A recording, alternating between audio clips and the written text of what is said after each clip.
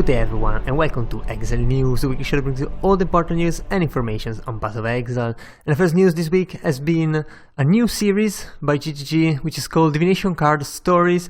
And since GGG had the chance to create a lot of unique divination cards for the supporters, they also have a lot of stories that they can tell, and of course they're gonna not just reveal them but ask the person who designed the card itself, first up if they're fine with it, and then to actually tell the story themselves. So this one is the first card. It's called the Bitter Blossom. As you can see, gives a level 21 Chaos Gem with also quality up to 23%, and it's corrupted, of course. And well, here is the story. If you're interested, definitely give it a read. It's pretty nice, it's interesting, and it's definitely a nice series that gives an insight on many of the divination cards that we have, and people might not even know why those are in the game at all. Also, there's the new poll for the community design microtransaction, and this time it's the theme of the microtransaction itself.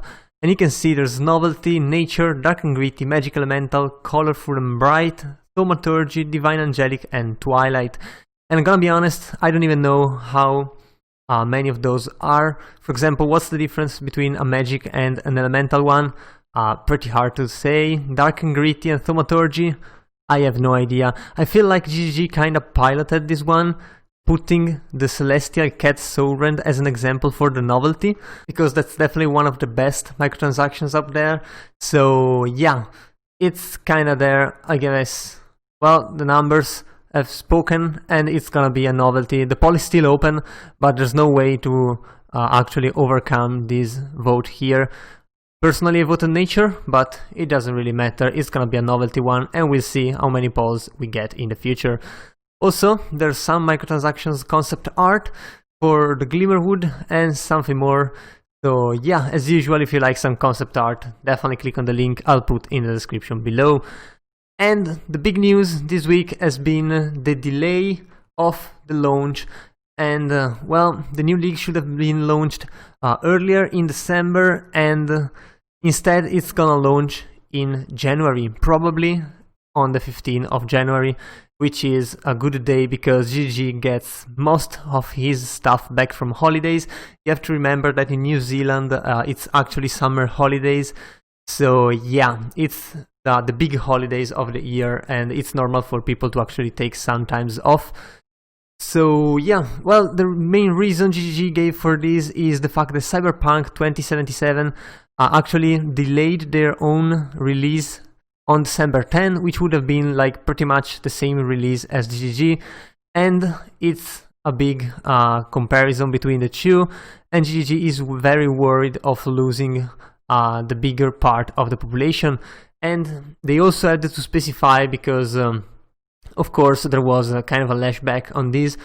So Chris actually came at us trying to explain a little bit more. Of course they don't really always tell all of the reasons, but the main part is still the game that Cyberpunk is actually a massive game, and this would mean a loss of players, yes, but also loss of streamers, which brings players and brings revenue when they play a nice skill and then they use a skin on it, and everyone just wants to play that skill with the same skin, and it's revenue for GGG. So missing that is a big part.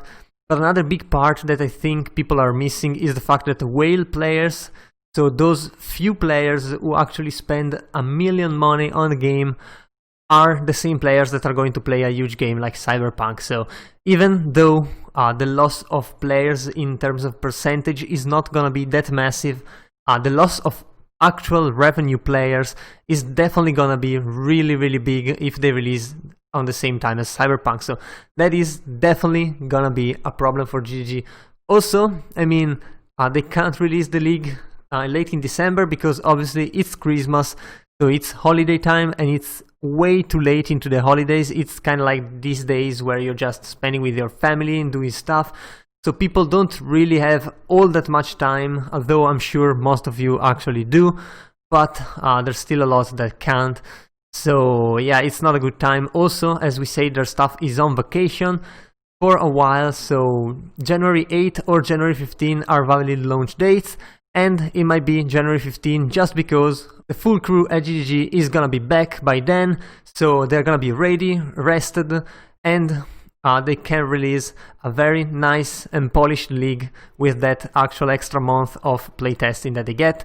They also get to work already on the next expansion, and well, it's delayed by a month and a half, so GG can kind of shave a week of every league and be in time for their next December release, which hopefully is gonna be PoE 2. But still, given the delays and given the fact that the virus is still spreading and lockdowns are still in act, well, there's the risk that it might be delayed again, though hopefully not, but we'll have to see, and hopefully no other big game targets the same date next year. So yeah, I guess that was all for this week, and if you enjoyed the video, leave a like and a comment down below. Also, if you want to remain updated every week, be sure to subscribe to my channel. That was all. I've been your host Zorzo, and I'll see you guys the next time.